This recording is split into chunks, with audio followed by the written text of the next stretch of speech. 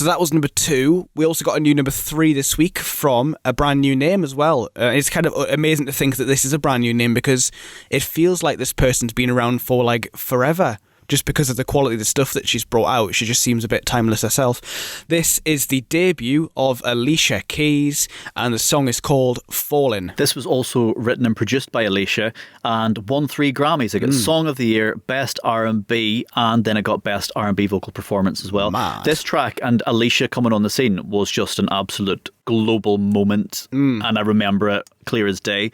This song documents the ins and outs of a relationship. Sometimes you love each other, and then other times you can't necessarily stand each other, but it's part and parcel of being in a relationship for a duration of time. But like, again, we're back to this stuff not being my vibe, but I was always completely pulled in by Alicia Keys. That's how you know she's good, because she pulls in people that just aren't her target audience, and she sucked everybody in with this, like really sucked people in. Yeah, big deal. I mean, she'd been writing this for 3 years, since she was a teenager.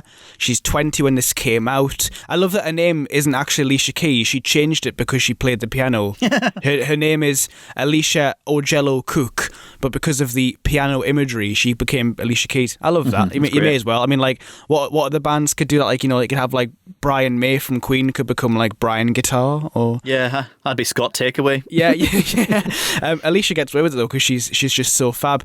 Yeah, it's funny that you said that this isn't your speed, and I think like in terms of the actual speed, it probably isn't for mine either. But I love this kind of genre of music. This is what he categorized as neo-soul, which kind of came about. I mean, it had been around for decades, but hadn't really been characterized by a genre name until the 90s. I mean, just reading about it online, Erykah Badu, Lauryn Hill are kind of the names that popularized it in the 90s and kind of coined that phrase. It still lives well into this day. Now, one of my favorite neo-soul artists now is Mahalia, who it kind of fuses it more with the R&B side of things, but her neo-soul tracks like Poppy or Judah are beautiful as well. So yeah, there's something about this genre that stands out to me. But to this song particularly, I mean, she ticks all the boxes. I mean, you watch the video and you see how many dimensions there are to her. It's a very dimensional song from a very dimensional artist. She's got this gorgeous voice that's capable of like multiple different registers on like all ends of the scale. She has those bits of flair. She's got songwriting that's mature way beyond her years. You know, for a young person, this is a very mature written song, and I think the ability to fuse the genres and the cultures that she does very seamlessly. I mean, and of course the piano skills. I mean, I could go on, but I think that's kind of enough. Like, share some of those skills, please, Alicia. Don't hog it all to yourself. Do you know, if you just look at it really basically, people that don't listen to music and analyze it the way that we do, there's just something special about it. If you think about the bit where she goes, oh, you know, the really high note of the eyes, never felt this way. That's just pure pleasure. Yeah. Like, that's pleasure. And then even the way she rolls through the word, just so you gave me so much pleasure. You know, that's like that bendy note thing that we've talked about before, where it's dangerous, but we like it and it works for some people. And it totally works for her. I love the way the song grows, because you've got like, you don't know, it's all about Alicia, but when you like zoom in a bit more, you start to hear these really subtle strings just plinking and plonking away in the background, which are just spot on for me. And then just when you think, you know, she's completely smashed it, it can't get any better, a big massive choir piles into the background, and you're just like, yeah, this is good. And I hate the fact that I'm sitting analysing it and really saying that it's brilliant, because for me, when I saw IO Rapture coming, I was like, oh, IO Rapture is brilliant, it's the best thing ever. And then I hate the fact this is like, I've got to be rational, and this is major competition with everything right now. Yeah. You know? Major competition with Kylie, or just with IO and... I don't. Oh, do you know what? I don't know, actually. I think if we're looking at it from the point of view of like of the criteria we listed at the start of the show of like social impact and production value and that kind of thing, this was a Billboard #1. Yeah, and at the end of the entire year, it was the second biggest song of the year in America, number 3 here. One of the biggest tracks of the entire decade, a debut single. Yeah, it's a triple Grammy winner. The social impact of this is huge as well, because I think it inspired a lot of other artists that came out of the woodwork from this point. Alicia went on to have a really big career that still exists now and is still just as big, arguably now, as it was back then. I think in terms of significance, this is probably up there with Kylie in a different way.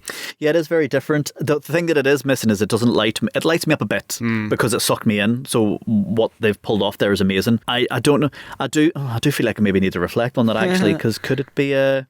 Yeah, I would... The thing is, though, is if this was... And obviously I've had songs before that are series winners that aren't my favourite songs, but because of the process that we're taking them through, this makes sense. But I don't know, she's American and got a Billboard #1. Like, that's never happened before. Kylie managed to break America as an Australian living in the UK and a solo artist, you know what I mean? But this, they get points in different ways. The weigh-in scale's strange for this one, so there is a chalk and cheese element, but I do think that this should have been a UK #1. And I think the fact that she got a #3 in her debut with a song like this in the UK, it was a #1 in theory, really. Yeah. You know what I mean?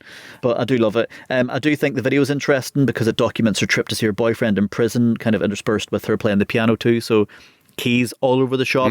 It's deep. We get lots of different elements and facets with this track, and I do really, really like it. It mightn't even be an episode winner yet, so we might even have the Kylie debate. We'll see how we get on. Yeah, we'll find out soon. No, I think she's been lauded by critics over the years as like almost like a cut above the rest. She's like a special kind of talent that others just can't match. And like I say, she's still doing it now. She brought an album out a couple of years ago that was really good. And we're going to see a lot of Alicia over the years. We'll see her again next week, actually, funnily enough, because she's on the charity single "What's Going On." Oh yeah, she's part of that ensemble, which is a big deal considering the names on that track. You know, it's big established names, and there's Alicia Keys, who's pretty much brand new on the scene. It makes you wonder though, because this track feels so big and so produced. I wonder for how many years was Alicia working with people to get to this point. I wonder how many years of that process of writing the song. Was she part of a label that were helping her develop, or was she just totally fresh off the boat? I don't know, but fascinating. I want to see her moving into a terrace council house and her like goodbye to the music industry video like Five did, and her Raji clothes and stuff. I hope that footage better exists. I want to see that.